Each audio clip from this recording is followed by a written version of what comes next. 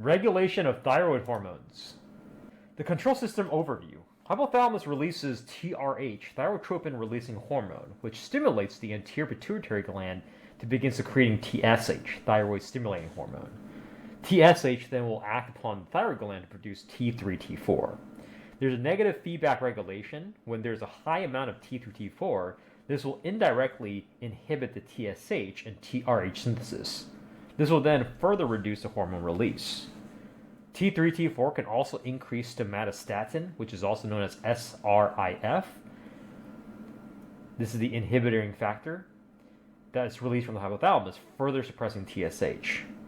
There's a rhythm secretion. The TSH secretion follows this diurnal rhythm, which means that it peaks at the late evening to early morning and reaches its lowest levels around noontime. Over here, the flowchart showing you how the thyroid hormones were going to act on the thyroid tropes in the hypothalamus with negative feedback. Tissues that have high TR expression. The liver, the heart, the brain have high thyroid receptor expressions. TRs are receptors are located in the cell nuclei and they bind to the thyroid hormone response elements, also known as TREs, in the DNA, and they regulate the gene transcription. The thyroid receptor genes and proteins. There are two genes, the THRA and the THRB, which encode 3 receptor proteins. These 3 receptors are also known as the TR alpha 1, TR beta 1, and TR beta 2.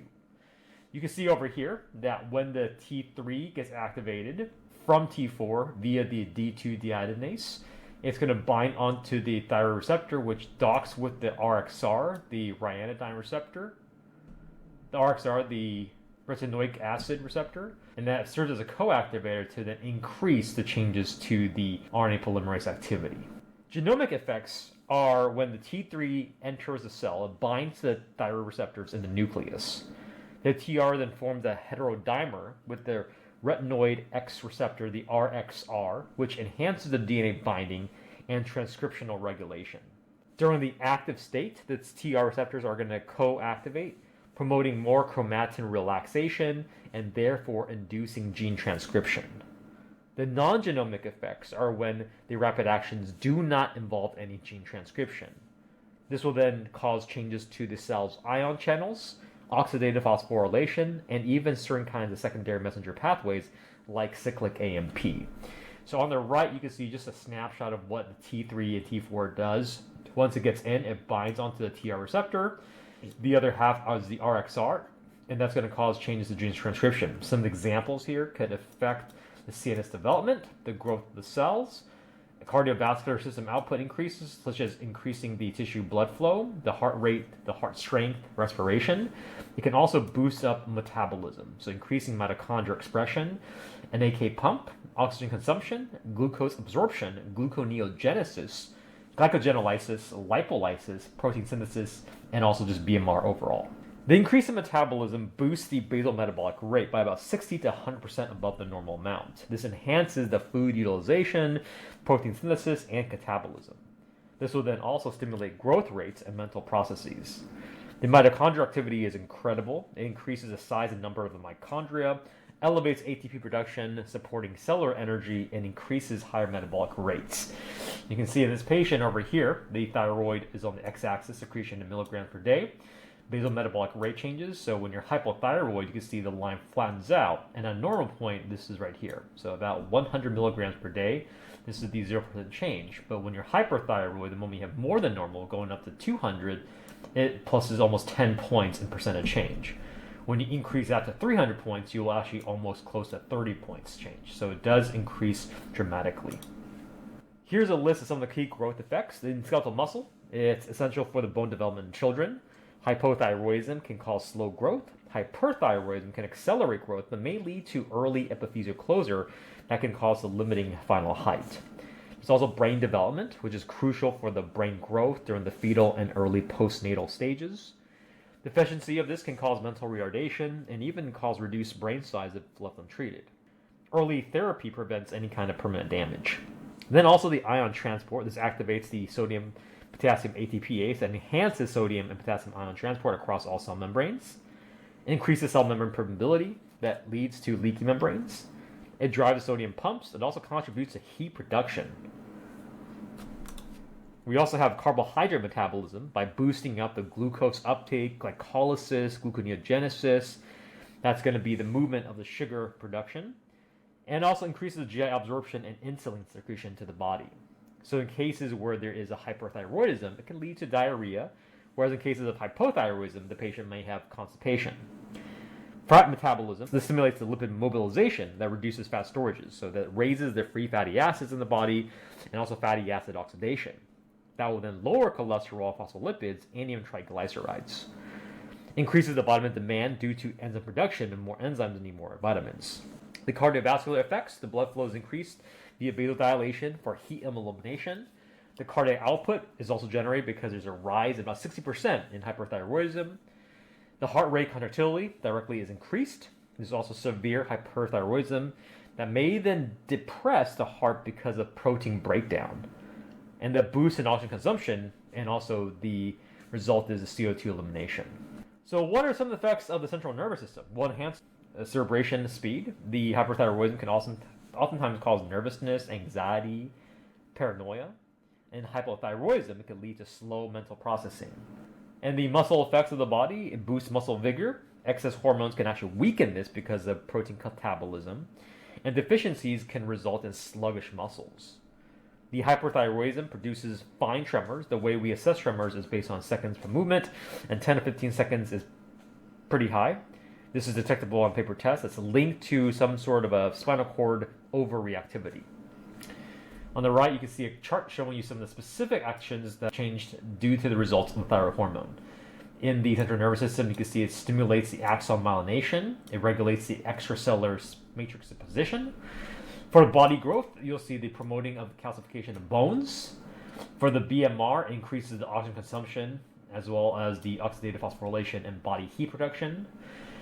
Intermediary metabolism, this will then increase the carbohydrate, lipid, and protein metabolism.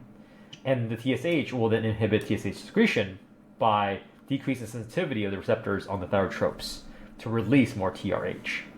Let's take a closer look at the feedback control system. The hypothalamus and the anterior pituitary gland regulate the thyroid, and the TSH, the thyrotropin, this is a glycoprotein about 28,000 molecular weight. And this is secreted from the anterior pituitary. It stimulates the T3 and T4 secretion. The mechanisms are as follows. The TSH binds to the TSH receptors on the thyroid cell membrane. It activates the effector enzyme adenocyclase, thereby increasing the second messenger, cyclic AMP. Cyclic AMP then activates the protein kinase that leads to phosphorylation and stimulates hormone synthesis and then release. On the right, you can see a visual showing you the TSH binding to the receptor, activating the cyclic AMP pathway.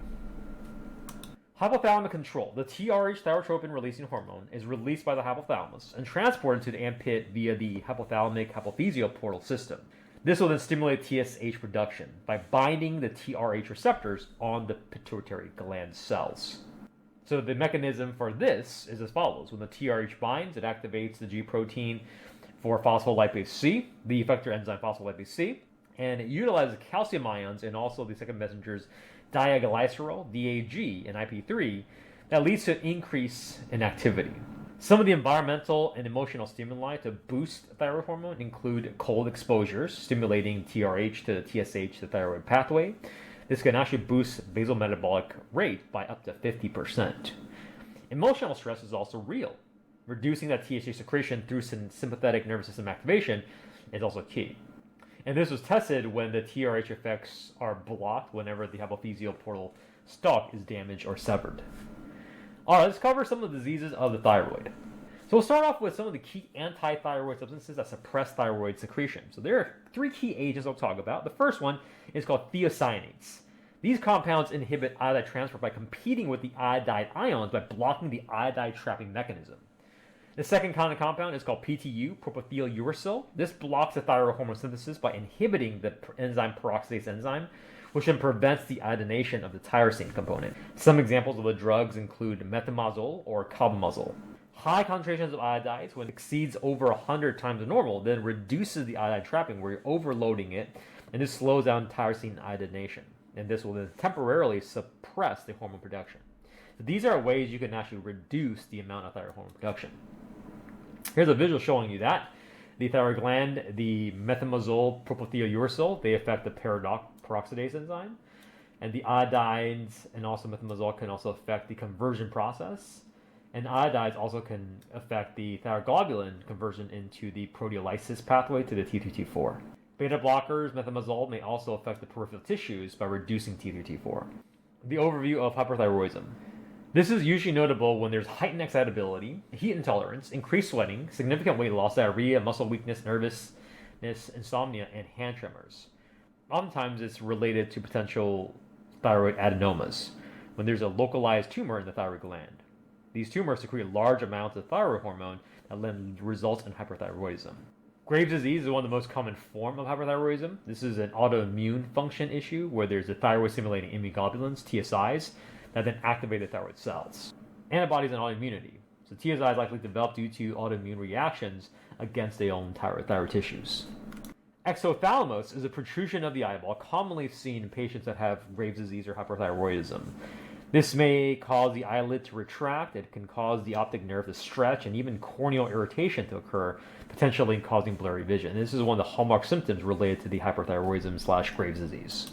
Some of the diagnostic tests for hyperthyroidism include the free T4 test, and sometimes the triiodothyronine, the T3 levels, are measured for more accurate diagnoses. The BMR test, usually elevated by 30 to 60% in severe cases. And then treatment options for hyperthyroidism are oftentimes going to be either surgical treatment, where there's thyroidectomy, the removal of a part or all of the thyroid gland, or a preoperative preparation where we utilize PTU to reduce the thyroid hormone production, and then you provide the high-dose iodide for 1 to 2 weeks pre-surgery to shrink the gland a little bit. In the contrast to this is we have the hypothyroidism. Hypothyroidism is caused by the Hashimoto's disease, autoimmune thyroiditis. Autoimmune destruction of the thyroid leads to the reduced or even absence of the hormone secretion. The second type is called the endemic colloid goiter. This is when there's an iodine deficiency that prevents the conversion of T3, T4, and the production. Excess TSH secretion then causes the thyroid gland to enlarge. Idiopathic colloid goiter is when there is an enlarged thyroid similar to an endemic goiter, but it's not caused by the iodine deficiency. Oftentimes, it might involve a mild thyroiditis or an increased TSH secretion. Sometimes it could be defects with the enzyme, the iodide trapping, peroxidase function, or just abnormalities that are not related to iodine. The classic presentation here is going to be fatigue, somnolence, slow heart rate, low cardiac output, constipation, and mental sluggishness. Myxedema, this is when there's severe hypothyroidism, can cause facial swelling, puffiness under the eyes, and edema.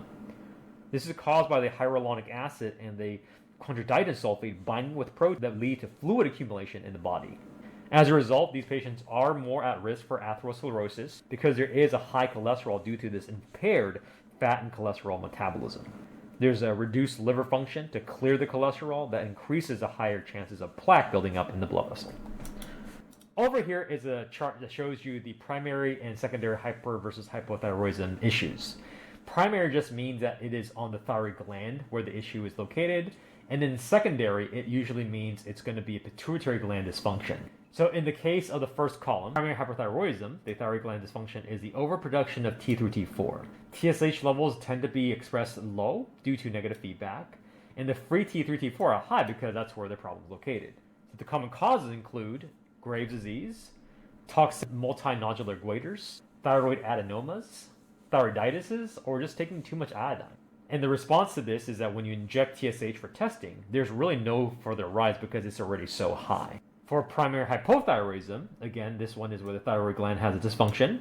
TSH levels are really high and T3, T4 are really low.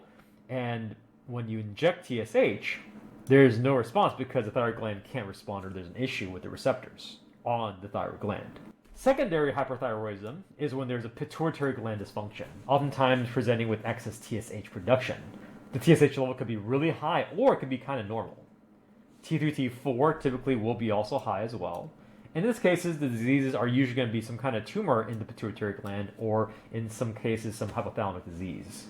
When you inject TSH, there could be a further boost in T3, T4 because the thyroid gland is perfectly fine. The receptors are perfectly fine. And then in the secondary hypothyroidism, this is again also the diseases in the pituitary gland or hypothalamus. In this case, the TSH is low to normal. T3, T4 is going to be low. And then when you inject them with TSH, there will be an increase in T3, T4. Hope that helps.